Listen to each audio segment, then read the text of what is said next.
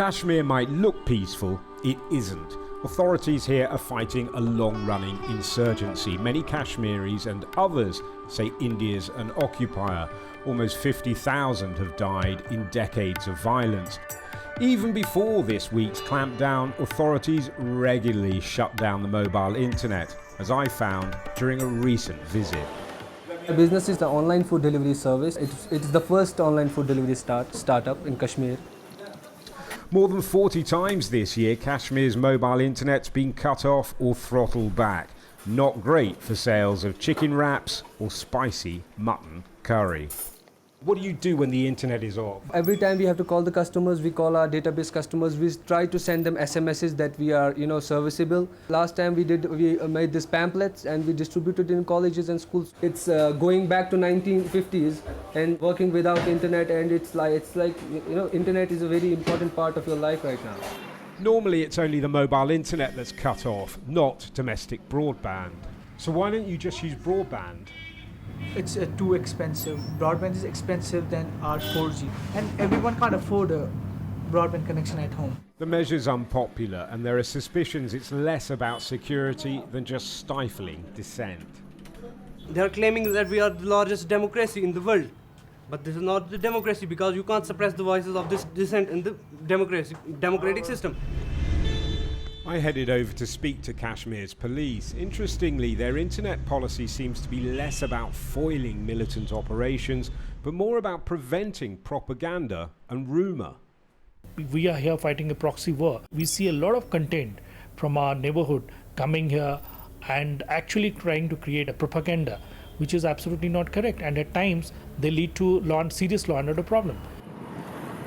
Kashmiris joke that the internet is just a switch on some bureaucrat's desk. And there is a feeling that it's all a bit too easy. There's no transparency. Some shutdowns in India are frivolous. According to this tracker run by a Delhi-based NGO, the mobile internet was cut off 30 times in Rajasthan last year. No insurgency there.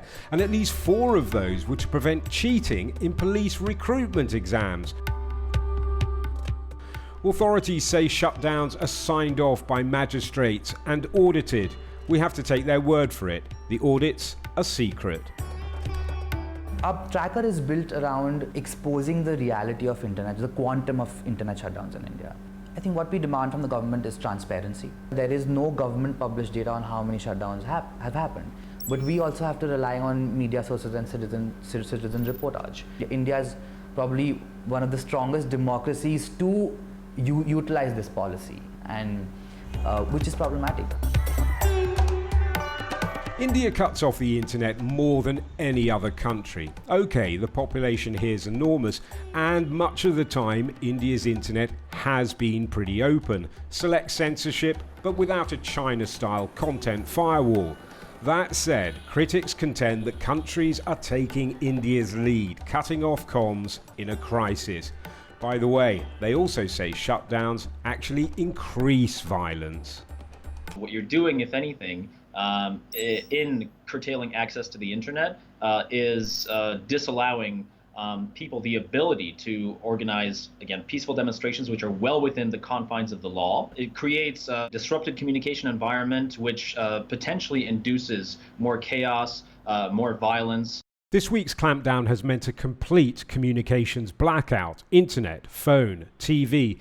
The UN Special Rapporteurs called it draconian. Kashmir's been gagged, cut off from the rest of the world.